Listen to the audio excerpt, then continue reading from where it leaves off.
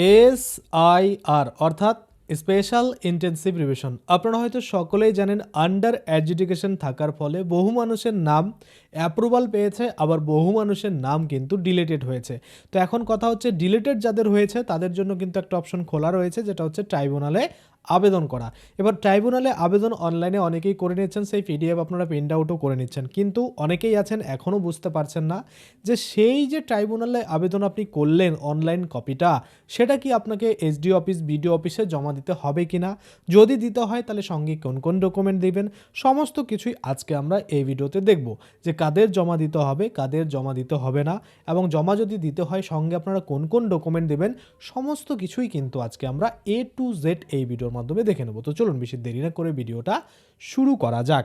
তো সবার প্রথমেই আমি আপনাদের বলি যে জমা দিতে হবে কি না, কারণ দেখুন আমরা যদি দেখি প্রত্যেকটা ডিস্ট্রিক্টে কিন্তু জমা নেওয়া হচ্ছে না, কোনো কোনো ডিস্ট্রিক্টে জমা নেওয়া হচ্ছে, আবার কোনো কোনোতে না। তো সেক্ষেত্রে আপনাকে অপেক্ষা করতে হবে যে আপনার ডিস্ট্রিক্টের কি বলা হচ্ছে। যদি দেখছেন যে আপনার ডিস্ট্রিক্টে বিডিও অফিসে বা এসডিও অফিসে জমা নিচ্ছে, সেক্ষেত্রে অবশ্যই আপনারা জমা দিয়ে দিবেন। এবার দেখা যাচ্ছে যদি জমা না নেয়, সেক্ষেত্রে আপনার যে যখন ডাক পড়বে শুনানির জন্য, যখন ডাক পড়বে বা যখন আপনাকে ভেরিফিকেশনের জন্য ডাকা হবে, তখন সেই ডকুমেন্টসগুলো নিয়ে গেলেও কিন্তু হবে। তো আপনাকে দেখতে হবে আপনার ওই জায়গায় মানে কি ডকুমেন্ট জমা নেওয়া হচ্ছে কিনা সেই ফর্মের সাথে, অর্থাৎ যেটা আপনি অ্যাপিল করেছেন সেই অ্যাপিলের সাথে। যদি নেয় তাহলে দিবেন, যদি না নেয় তাহলে দিবেন না, হয়ে গেল, এটা ক্লিয়ার। এবার অনেকে বলছেন দাদা কোন কোন ডকুমেন্ট দেবো, এই ডকুমেন্ট নিয়ে কিন্তু অনেকের সমস্যা। অনেকেই বলছেন দাদা যে ডকুমেন্টগুলো শুনানিতে দিয়েছিলাম সেগুলোই কি দেবো। দেখুন সেগুলো দিলে আপনারটা আবারও বাতিল হবে, কেননা আপনার ডকুমেন্ট মানে যে দিয়েছিলেন সেটা ঠিকঠাক নয়, বা সেটাকে মানে কার্যকরী হচ্ছে না বলেই আপনার নামটা ডিলিটেড হয়েছে, তাই না? তো সেক্ষেত্রে এমন কোনো ডকুমেন্ট দিতে হবে যেটা কিন্তু আপনার কার্যকর হবে এবং আপনার নামটাকে টিকিয়ে রাখবে। তো সেক্ষেত্রে এখানে অনেকগুলো কিন্তু লিস্ট রয়েছে, আমি আপনাদের বলবো, আপনারা অবশ্যই একটু মন দিয়ে শুনবেন শেষ পর্যন্ত, যে এই ডকুমেন্টগুলোর মধ্যে আপনার যে কোনো, দেখুন আমরা যদি দেখি একটা অফলাইনে যে ফর্ম পাওয়া যাচ্ছে যেটাতে আপনারা আপনাদের নিজেদের মানে অ্যাপ্লিকেন্টের ডিটেল দিয়ে মানে সাবমিট করছেন, সেখানে কিন্তু 8 নাম্বার অবধি ডকুমেন্ট লিস্ট দেওয়া রয়েছে। আপনারা চাইলে যে কোনো একটা ডকুমেন্ট দিতে পারেন, যে কোনো দুটো দিতে পারেন, যে কোনো 3টে দিতে পারেন। এমন নয় যে আপনাদের এই 8টা ডকুমেন্টই দিতে হবে, বা 11টা বা 12টা বা 13টা ডকুমেন্টই আপনাদের দিতে হবে, তাই না?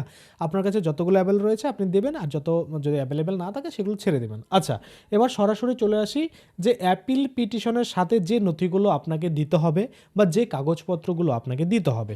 দেখুন 1 নম্বরে যদি আমরা দেখি এই অ্যাপিল পিটিশনের আসল কপি, অর্থাৎ আপনি যে প্রিন্ট আউট করবেন, যেটা অ্যাপিল করলেন 2টো পেজের অ্যাপিল, সো সেক্ষেত্রে ওই 2টো পেজ আপনি প্রিন্ট আউট করবেন।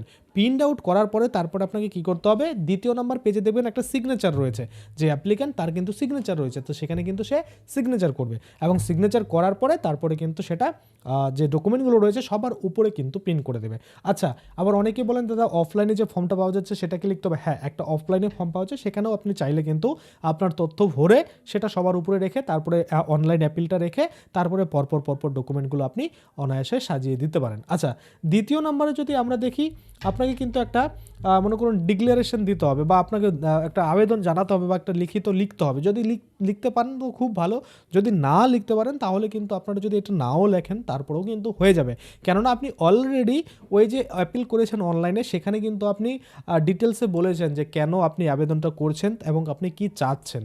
তাই সেই জন্য কিন্তু আপনি যদি অ্যাপ্লিকেশন নাও করেন, মানে নাও লিখেন, তো কোনো প্রবলেম কিন্তু হবে না। আচ্ছা, তারপরে যদি আমরা দেখি আপনার ভোটার কার্ড ইপিকের কপি, অর্থাৎ আপনি যে মনে করুন ভোটার কার্ডটা যেটা আপনার আগে থেকে ছিল বর্তমানে ডিলিটেড হয়েছে, সেটা 1 কপি জেরক্স করে, এবং সাথে কিন্তু সেটার নিচে যদি সই পারেন তাহলে সই করে দিতে হবে, আর যদি সই না পারেন তাহলে কিন্তু টিপ যেটা হয় লেফট হ্যান্ডের টিপ সই, সেটা দিয়ে কিন্তু আপনি জমা করতে পারবেন। আচ্ছা, তারপরে যদি আমরা দেখি আপনার আধার কার্ডের কপি, অর্থাৎ আপনার আধার কার্ডের জেরক্স, সেটাও কিন্তু দিতে হবে, এবং অবশ্যই কিন্তু যদি টিপ সই না পারেন তাহলে টিপ সই করে কিন্তু অবশ্যই জমা দিতে হবে। আচ্ছা, তারপরে যদি আমরা দেখি আপনার রেশন কার্ডের যে জেরক্স, সেটা কিন্তু আপনি দিতে হবে। আচ্ছা, তারপরে আমরা দেখতে পাচ্ছি কপি অফ প্যান কার্ড, যদি আপনার কাছে অ্যাভেলেবেল থাকে প্যান কার্ড তাহলে সেটা আপনি দিতে পারেন। তারপরে আমরা দেখতে পাচ্ছি এখানে কপি অফ কি বলছে, epic of progressive mapping family member mother father relative. আচ্ছা, 2002 সালে যদি আপনার কোনো ফ্যামিলি মেম্বারের নাম থেকে থাকে, যেমন বাবা মা ঠাকুরদা ঠাকুমা এগুলো যদি থেকে থাকে, তাহলে তাদের কিন্তু যে ভোটার কার্ডের জেরক্স সেটা কিন্তু আপনাকে দিতে হবে, সেটা কিন্তু পরিষ্কার করে এখানে বলছে। বলছে।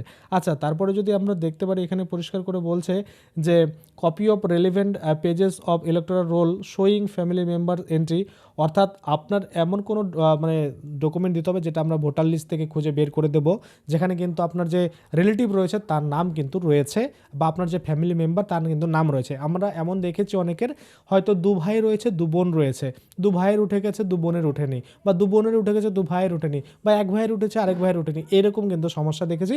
সেক্ষেত্রে যদি আপনার ফ্যামিলি মেম্বারের কারো এরকম থাকে যাদের নাম উঠেছে, সেটাকে হাইলাইট করে সেই পেজটা কিন্তু দিতে হবে, বা দিতে পারেন, এটা কিন্তু এখানে বলছে।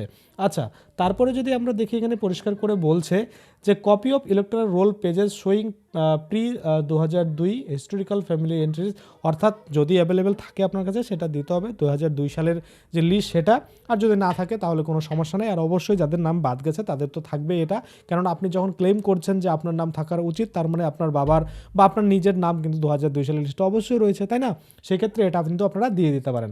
আচ্ছা, তারপরে death certificate of decrease parent family member if applicable, অর্থাৎ ধরুন আপনার বাবা মা কেউ মারা গেছে, সেক্ষেত্রে ওনার যে ডেথ সার্টিফিকেট সেটা কিন্তু আপনারা দিতেই পারেন। আচ্ছা, তারপরে বলা হচ্ছে গভর্নমেন্ট ল্যান্ড পাট্টা, স্কিম স্যাংশন লেটার, যেগুলো যদি আপনার কাছে থেকে থাকে, ধরুন আপনার কাছে জমি রয়েছে, তো সেই দলিলটা যে রয়েছে বা খতিয়ানটা যে রয়েছে সেটা, বা আপনার কাছে যদি পাট্টা পাওয়া কোনো ল্যান্ড থাকে সেটার যে ডকুমেন্ট সেটা আপনারা কিন্তু দিতে পারেন। আচ্ছা, তারপরে আমরা দেখতে পাচ্ছি EARO acknowledgement receive for document, জমা দেওয়া নথিপত্রের জন্য EARO রসিদ তারিখ সহ সেটা যদি আপনার কাছে থাকে তাহলে দিতে বলা হচ্ছে। তারপরে যে বলা হয়েছে সেটা হচ্ছে copy of supplementary electoral list SIR 2026 showing deletion, অর্থাৎ আপনার যে নামটা ডিলিট হয়ে গেছে সেক্ষেত্রে ওই ডিলিট হয়ে যাওয়ার যে পেজটা সেটা কিন্তু অবশ্যই দিতে হবে, এবং সঙ্গে আপনার নামটা যেখানে রয়েছে যত সিরিয়ালে সেটা একটু হাইলাইট করে দিলে অনেকটা ভালো, না করলেও কোনো প্রবলেম নেই। আচ্ছা, তারপর copy of SIR 2026 notice received by applicant, আপনি যখন SIR ফলে যে নোটিশ পেয়েছিলেন ভেরিফিকেশনের জন্য সেই যে নোটিশ সেইটা কিন্তু দিতে বলা হচ্ছে, এখানে পরিষ্কার করে বলা হচ্ছে। আচ্ছা, তারপরে any other relevant document describe, যদি এছাড়াও আপনার কোনো অন্য ডকুমেন্ট থেকে থাকে সেটা কিন্তু আপনারা দিতে পারেন। এখানে কিছু ইম্পর্টেন্ট ডকুমেন্ট আমি মনে হচ্ছে মিস হয়ে গেছে এখানে, মানে এইখানে লেখা নেই, আমি বলে দিচ্ছি আপনাদের।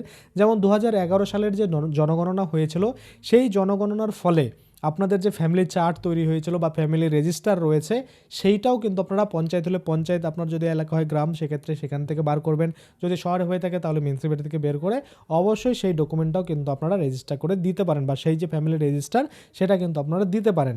তো এই একটা ডকুমেন্ট। তাছাড়া আপনাদের অনেকের ক্ষেত্রে দেখা যায় পুরনো দলিল রয়েছে সেটা কিন্তু আপনারা দিতে পারেন, খতিয়ান রয়েছে, RS খতিয়ান রয়েছে, CS কিছু যদি থেকে থাকে, বা আপনার কাছে ধরুন আপডেটেড LR রয়েছে সেগুলোও কিন্তু দিতে পারেন, যেটা কম করে 15 বছরের যদি মানে পুরনো হয় জমিটা, সেক্ষেত্রে কিন্তু সেটা ডোমিসাইলের অনেকটা কাজ করে যায়, বা আপনি যে এখানকার বাসিন্দা, পার্মানেন্ট বাসিন্দা সেটা কিন্তু মানে প্রমাণ করে। তো সেক্ষেত্রে এই ডকুমেন্টগুলো আপনারা দিতে পারেন। এবার অনেকে বলবেন যে দাদা দলিলে তো অনেকগুলো পেজ থাকে, তো সেক্ষেত্রে আপনারা কি করতে পারেন, যে পেজগুলো ডেমি পেজগুলো থাকে সেই পেজগুলো ডেরক্স দিতে পারেন, যেখানে কিন্তু সমস্ত তথ্য আপনাদের থেকে যায়। এই জিনিসগুলো আপনারা দিতে পারেন। বাকি আপনাদের কাছে এতগুলো ডকুমেন্ট যদি অ্যাভেলেবেল না থাকে তাহলে কোনো সমস্যা নেই, আপনার কাছে যেগুলো রয়েছে সেগুলো দিয়েই আপনি সাবমিট করতে পারেন। এবার সাবমিট করার পরে এই যে মনে করুন অফিসার রয়েছে তারা কিন্তু আপনাকে অবশ্যই আপনার ডকুমেন্টগুলো যাচাই করে দেখবে বা আপনাকে ডাকবে, তারপরে যদি আপনারটা ভোটার লিস্টের নাম ওঠার মতো যোগ্য বলে মনে হয় তাহলে উঠবে, না হলে কিন্তু আপনার নামটা ডিলিটেই থেকে যাবে।